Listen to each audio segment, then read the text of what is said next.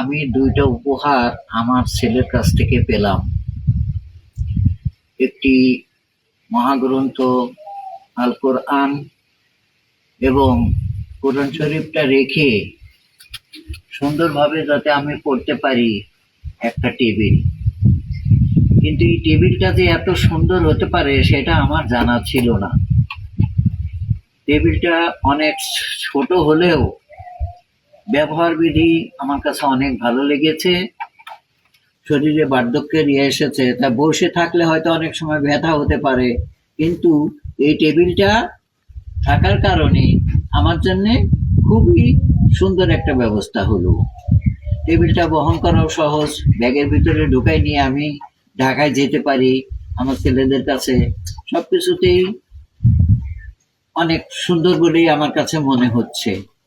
আমি এখানে বসে সময় কাটাবো, সেই কারণে আমি একটা টেবিল তৈরি করেছি সিমেন্ট দিয়ে।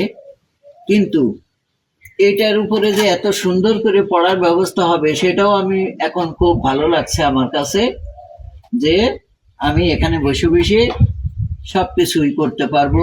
কোরআন তেলাওয়াত করতে পারবো, যখন খুশি আমি বাসায় বিছনার উপরে বসে করতে পারবো। আমার কোমর বা মাথার উপরে কোনো ধরনের চাপ সৃষ্টি হবে না।